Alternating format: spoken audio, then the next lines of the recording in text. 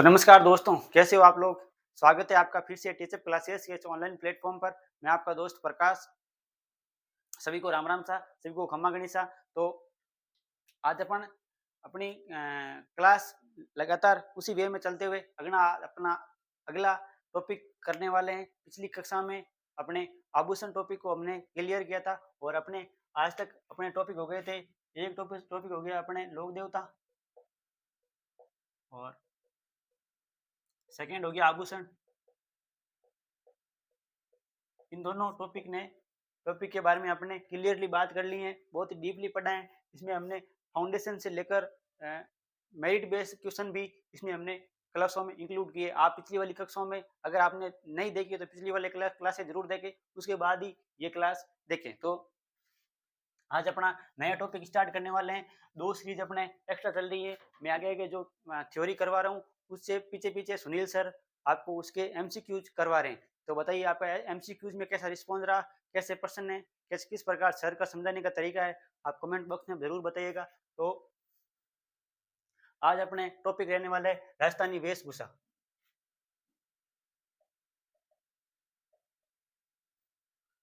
राजस्थानी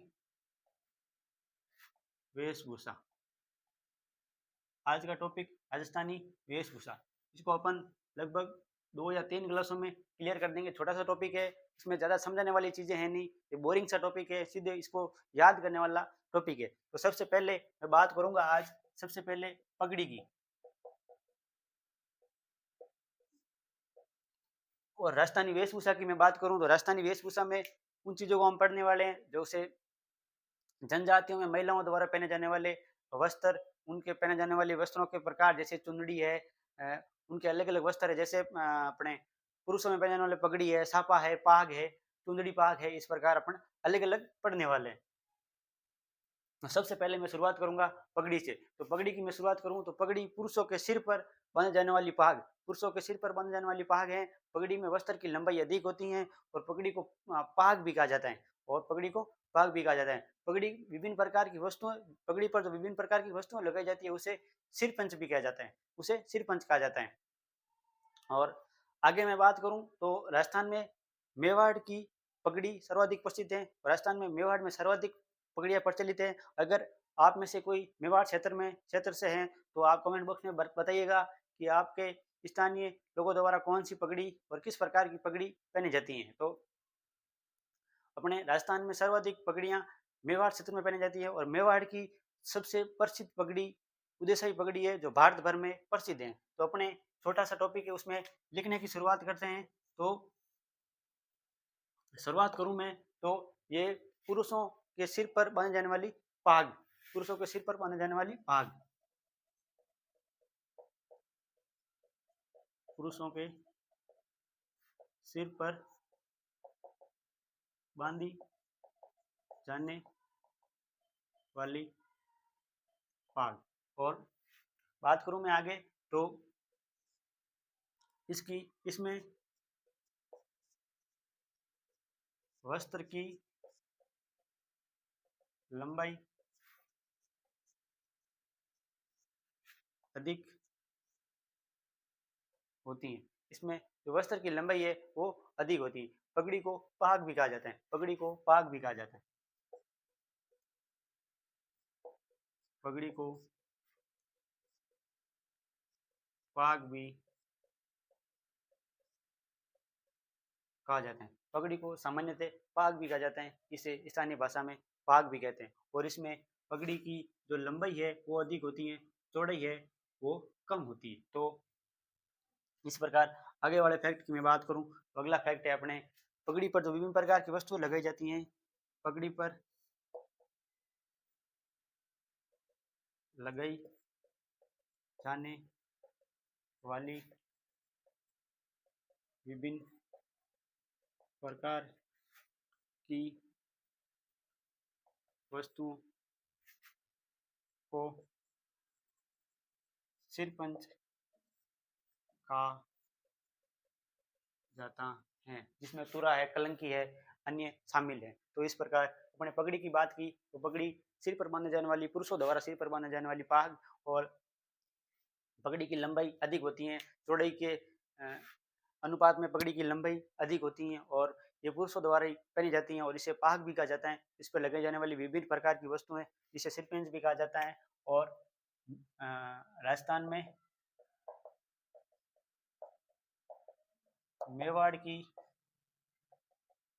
पगड़ी भारत भर में प्रसिद्ध है और यहाँ की जो पगड़ी है उसे उदयशाही सर्वाधिक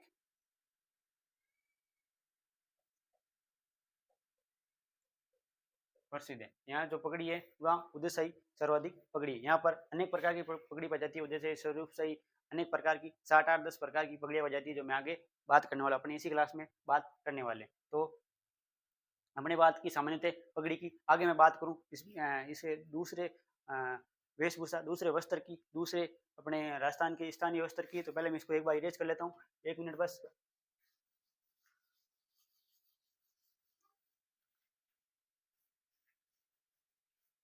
तो दूसरे वस्त्र की बात करूं तो दूसरा वस्त्र अपने सापा।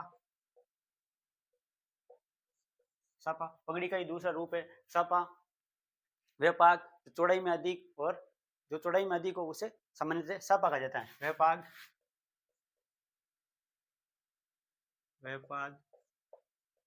जो चौड़ाई में अधिक हो सापा कहलाती। क्या कहलाती है? सापा कहलाती। सापा कहलाती। तो वे पाग जो चौड़ाई में अधिक हो सामान्यतः सापा कहलाती। और जोधपुर का सापा भारत भर में प्रसिद्ध है। ये भाई इंपॉर्टेंट है, आपको याद रखना। जैसे मेवाड़ की पगड़ी सर्वाधिक प्रसिद्ध है और जोधपुर का सापा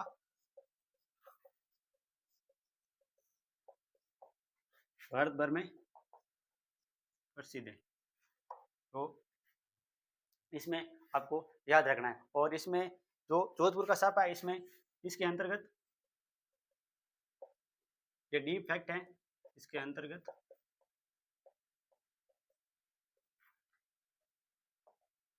जसवंत शाही साप जो प्रसिद्ध है।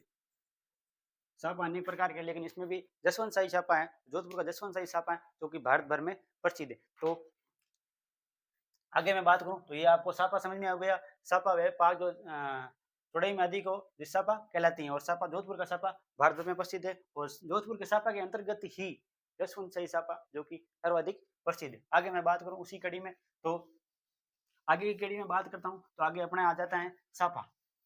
सापा हमने कर लिया, पगड़ी हमने कर ली। तो आगे मैं बात करता हूँ पोतिया की। आगे अपने बात करते हैं पोतिया की। सफेद सामान्यतः पहाग का ही दूसरा नाम है सापा और सापा का ही दूसरा रूप है पोतिया। इसमें सफेद कलर का, सफेद रंग का सापा पोतिया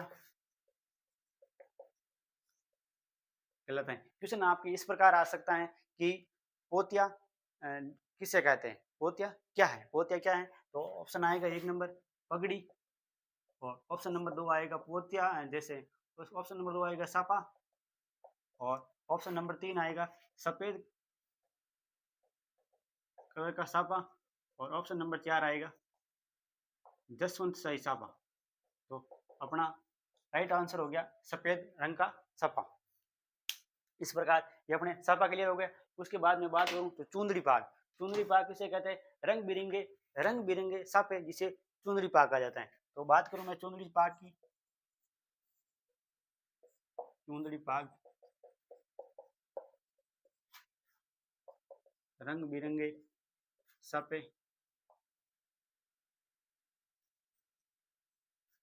चुंदड़ी पाग कहलाते हैं। अलग अलग तरह के रंग के सापे सामान्यतः चुंदड़ी पाग कहलाते हैं। चुंदड़ी पाग कहलाते हैं। तो बात कर ली अपने पगड़ी की, बात कर ली अपने सापा की, और बात कर ली अपने पोतिया की, और बात कर ली अपने चुंदड़ी पा की। तीनों की मैंने आपको परिभाषा लिखा दी, उनके महत्वपूर्ण फैक्ट लिखा दिए, उनमें से आने वाले क्वेश्चन के बारे में बता दिया, किस प्रकार का क्वेश्चन आ सकता है वो मैंने आपको यहाँ पर बता दिया। तो आगे मैं उसी कड़ी में आगे की बात करता हूँ, तो आप बने रहिए साथ में। कैसी लग रही है आपको क्लासें और रिस्पॉन्स कैसा रहा आपका, आप कमेंट बॉक्स में बताइए। और अभी हमने जस्ट शुरू किया है, अपने शुरुआती दौर पर अपने बिगनर हैं अभी तक, तो कई चीज़ें सीख रहे हैं, कई चीज़ें सिखा रहे हैं। और कैमरे के सामने थोड़ा वो रहता है, एक प्रेशर रहता है, सो प्रेशर को भी अपने क्लियर करने का, उसे कंट्रोल करने की कोशिश कर रहा हूँ। तो ये कोशिश आपके लिए, मेरे लिए, आप सभी के लिए, आप भाइयों के लिए, ये नहीं कि मैं आपके लिए ही कोशिश कर रहा हूँ, हाँ कोशिश मैं मेरे लिए भी कर रहा हूँ, लेकिन आपके लिए भी कर रहा हूँ। तो और साथ साथ में अपनी पढ़ाई भी चल रही है, ऐसे नहीं है कि अपने वो बन गए बड़े, अपने अभी शुरुआत की है। और आशा है कि बड़े बनने की कोशिश करेंगे और आपका साथ रहा तो जरूर बनेंगे। तो कैसी लग रही है आपको क्लासें, तो बने रहिए। आगे मैं बात करता हूँ, आज अपन लगभग 7 8 10 प्रकार की पगड़ियाँ पढ़ने वाले हैं, और उसके बाद अगली क्लास में अपन महिलाओं के वस्त्र वेशभूषा पढ़ने वाले हैं। तो आगे बात करूं मैं, तो आगे अपने बात करते हैं नंबर 5 की, फंटा। फंटा, तो फंटा की बात करूं तो भील जनजाति के पुरुषों द्वारा जो रंगीन पाग बांधी जाती है, भील जनजाति के पुरुषों द्वारा जो रंगीन पाग बांधी जाती है, जिसे सापा पहनते हैं या बांधी जाती है, उसे फंटा कहा जाता है।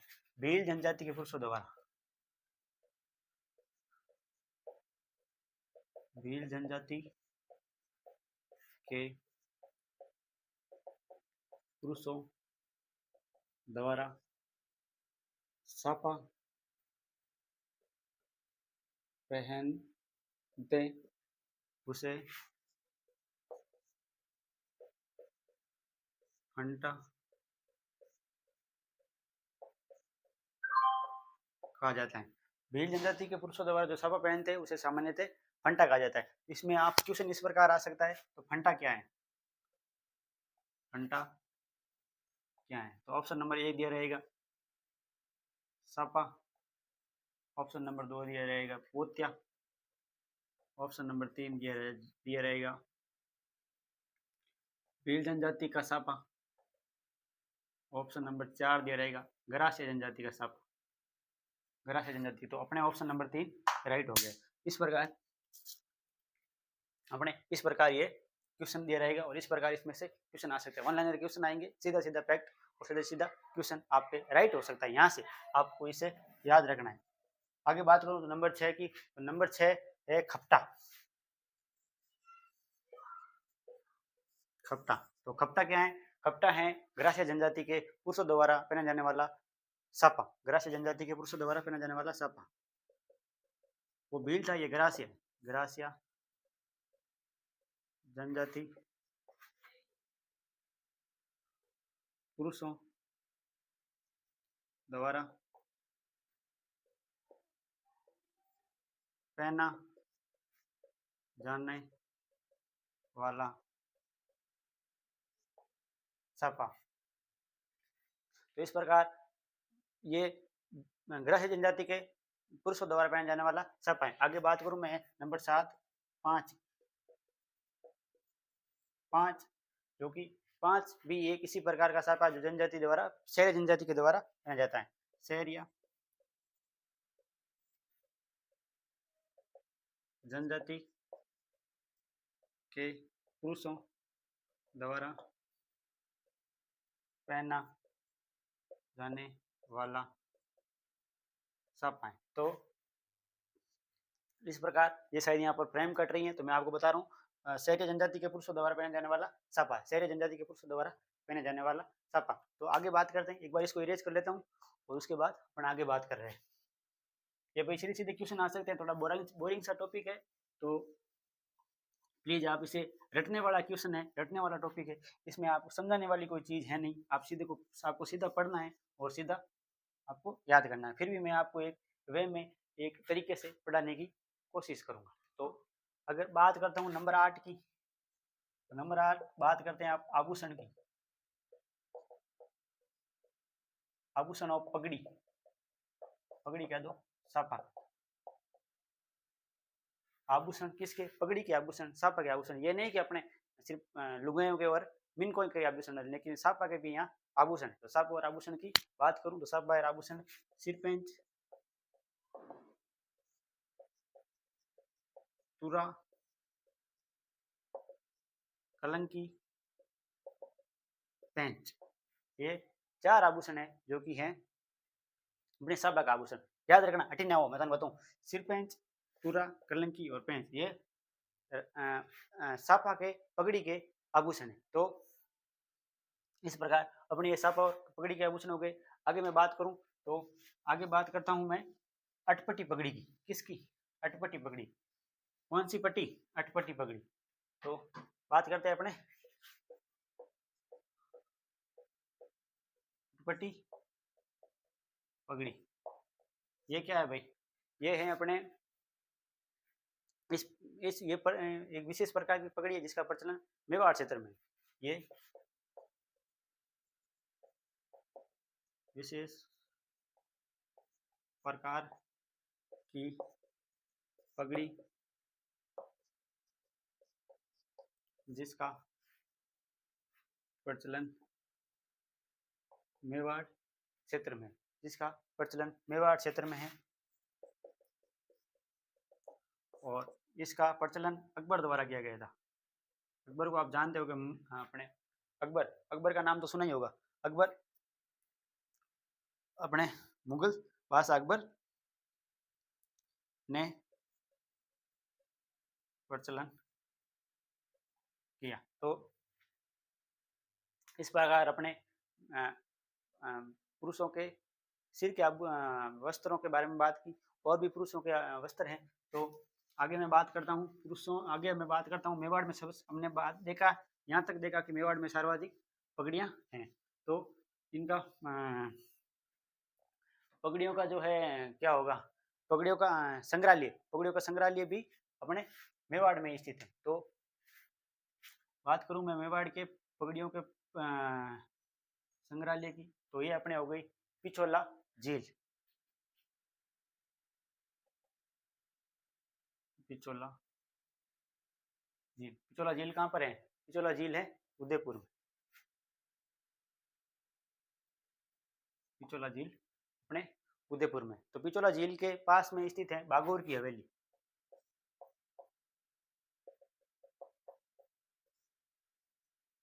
बागोर की हवेली, बागोर की हवेली है पिछोला झील के किनारे स्थित बागोर की हवेली। तो इसका निर्माण करवाया था अमरचंद बटवा, अमरचंद सेठ अमरचंद बटवा, सेठ अमरचंद बड़वा, बटवा कह दो, बड़वा कह दो, बड़वा।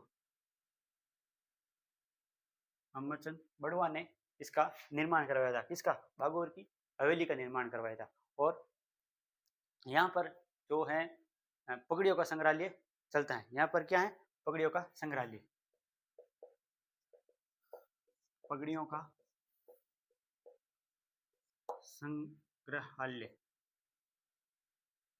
संग्रहालय, पगड़ियों का संग्रहालय यहाँ पर है। पगड़ियों का संग्रहालय, पगड़ियों का संग्रहालय यहाँ पर चलता है। और यहाँ पर ऐसा कहते हैं कि यहाँ पर विश्व की सबसे बड़ी और सबसे छोटी पगड़ी है। सबसे छोटी पगड़ी जो कि एक चावल के दाने पर बांधी गई थी, और सबसे बड़ी पगड़ी भी यहीं पर है। और शास्त्रीय पगड़ी भी यही है। तो बात करूं मैं विश्व की सबसे बड़ी पगड़ी और छोटी पगड़ी और शास्त्रीय पगड़ी, शास्त्रीय पगड़ी। तो इनके अपन 5 मिनट वाली सीरीज में एक दिन एक क्लास में अपन पगड़ियों की छोटी पगड़ी पगड़ी किसने बांधी, कहाँ बांधी, किस प्रकार है, उसकी 5 मिनट वाली क्लास में आप एक क्लास में मैं आपको डिस्कस करके पूरा उसको कंफ्यूजन वाले पार्ट है, क्योंकि छोटी बड़ी पगड़ी इस प्रकार कौन छोटी बड़ी कहाँ कौन किसने बांधी, किसने छोटी बांधी, किसने बड़ी बांधी, कब बांधी, उसमें आप 5 मिनट वाली क्लास में आपको 5 मिनट में आपको सीधा वीडियो देकर मैं आपको याद करवाने की कोशिश करूंगा। और मैं उसमें आपको एक क्लास दे दूंगा जिसमें आपको ये चीज़ें क्लियर हो जाएगी। तो ये पगड़ियों के संग्रहालय के बारे में बात कर ली हमने। में लिखने वाली कुछ चीज़ें नहीं, ये समझाने वाली चीज़ें थी और मैं इसको 5 मिनट वाली क्लास में और कवर अप कर दूँगा और सीधे अब मैं आपको डायरेक्ट सीधे तरीके से याद करवाने की ट्रिक के माध्यम से मैं आपको करवा दूँगा। तो 5 मिनट वाली क्लास की सीरीज़ से भी आप जुड़ जाइए। तो आगे बात करता हूँ मेवाड़ की प्रसिद्ध पगड़ियाँ। मेवाड़ की प्रसिद्ध पगड़ियाँ। मेवाड़ की प्रसिद्ध पगड़ियाँ। तो मेवाड़ की प्रसिद्ध पगड़ियाँ में अर्ची शाही पगड़ी, अर्ची शाही पगड़ी ये आपको याद रखनी। अर्ची शाही पगड़ी, अमर शाही पगड़ी, उदय शाही पगड़ी, स्वरूप शाही पगड़ी, प्रताप शाही पगड़ी और सदन शाही पगड़ी, हमीर शाही पगड़ी। तो बात करूं मैं आगे तो 2 नंबर में अमर शाही लिख देता हूँ, अमर शाही पगड़ी। और बात करूं मैं 3 नंबर की स्वरूप शाही पगड़ी और बात करूं मैं 4 नंबर की तो प्रताप शाही पगड़ी और बात करूं मैं 5 नंबर की तो हमीर शाही पगड़ी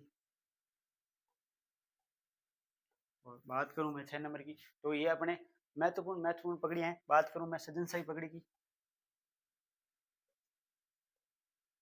सदन शाही पगड़ी इस प्रकार 6-7 इनकी महत्वपूर्ण पगड़ियां हैं। तो ये 6 हो गई और एक पीछे रह गई हैं शायद अर्शी, अमर शाही, स्वरूप शाही, प्रताप, हमीर, सजन और उदय शाही पगड़ी। नंबर 7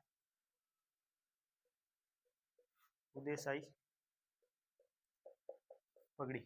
इसमें से सातों में से किसी में से क्वेश्चन आ सकता है सीधा सा कि भाई स्वरूप शाही पगड़ी कहाँ की प्रसिद्ध है, अमर शाही पगड़ी कहाँ की प्रसिद्ध है और अर्शी शाही पगड़ी क्या है। और जैसे एक क्वेश्चन ये भी आ सकता है अमर शाही, अर्शी शाही, अमर शाही, स्वरूप शाही, उदय शाही और किसके प्रकार है, किसके प्रकार है। ऑप्शन नंबर दिए एक दिया रहेगा आभूषण, ऑप्शन नंबर 2 दिया रहेगा वस्त्र, ऑप्शन नंबर 3 दिया रहेगा नृत्य और ऑप्शन नंबर 4 दिया रहेगा अपने किसका पगड़ी। राइट आंसर अपना हो जाएगा पगड़ी। इस प्रकार अपन आज की क्लास में हमने महत्वपूर्ण पगड़ियों के बारे में बात की और अगली क्लास में हम और इसके बारे में वेशभूषा वस्त्रों के बारे में बात करेंगे। तो कैसी रही आज की क्लास। अब मैं यहीं इस क्लास को विराम देता हूँ। आप मुझे आज्ञा दीजिए। सभी को राम राम सा, खमा गणिसा, जय हिंद सा। तो मिलते हैं अगले क्लास में। सभी अपने चैनल को सब्सक्राइब कीजिए, लाइक कीजिए, शेयर कीजिए अपने दोस्तों के साथ। नमस्कार सा।